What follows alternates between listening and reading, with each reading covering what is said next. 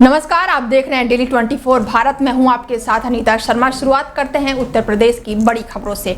उत्तर प्रदेश के मुख्यमंत्री योगी आदित्यनाथ, बीजेपी के राष्ट्रीय अध्यक्ष जेपी नड्डा आज लोकसभा चुनाव के आखिरी चरण का चुनाव प्रचार करने कुशीनगर जिले में पहुंचे, जहां उन्होंने बीजेपी प्रत्याशी विजय दुबे के समर्थन में जनसभा को संबोधित किया।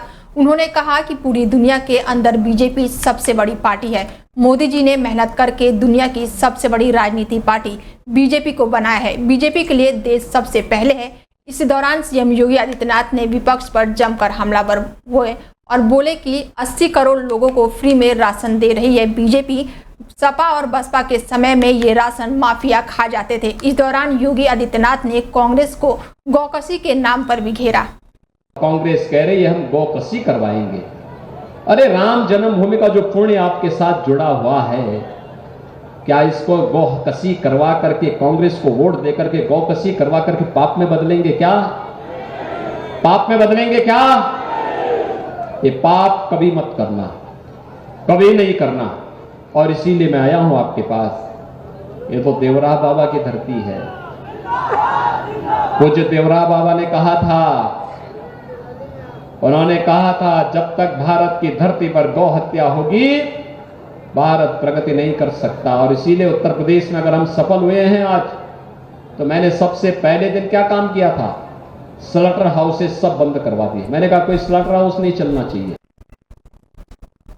उत्तर प्रदेश के लोकसभा चुनाव में छठे चरण के लिए कल वोटिंग होनी है, जिसके साथ ही अब 7वें चरण के लिए घमासान तेज हो गया है। इसी कड़ी में अमेठी रायबरेली के बाद अब भारतीय राष्ट्रीय कांग्रेस की महासचिव प्रियंका गांधी 25 मई को गोरखपुर पहुंचेंगी और वाराणसी भी पहुंचेंगी, जहां वो इंडिया गठबंधन उम्मीदवार के समर्थन में चुनाव प्रचार करेंगी। इस दौरान वो सपा अध्यक्ष अखिलेश यादव या डिम्पल यादव के साथ मंच साझा कर सकती हैं। वाराणसी और गोरखपुर के लिए प्रियंका गांधी का कार्यक्रम तय हो गया है। प्रियंका गांधी 25 मई को शनिवार को पहले गोरखपुर पहुंचेंगी, जहां वो इंडिया गठबंधन की उम्मीदवार काजल निषाद के समर्थन में चुनाव प्रचार करेंगी। इसके बाद से वो सीधे वाराणसी के लिए रवाना हो जाएंगी, जहां कांग्रेस उम्मीदवार अजय राय के समर्थन में प्रियंका गांधी और डिम्पल यादव मिलकर रोड शो करेंगी।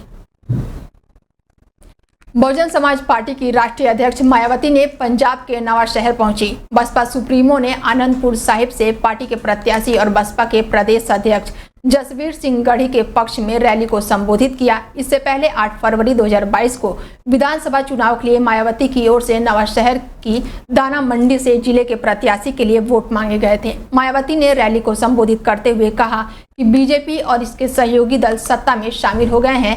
इनकी कथनी और करनी में काफी अंतर है। इसी के साथ उन्होंने बीजेपी पर जमकर निशाना साधा। इसी के साथ उन्होंने ये भी कहा कि चुनाव यदि सही हुए तो बीजेपी नहीं आएगी, अगर ईवीएम में गड़बड़ी नहीं हुई तो बीजेपी केंद्र से बाहर हो जाएगी।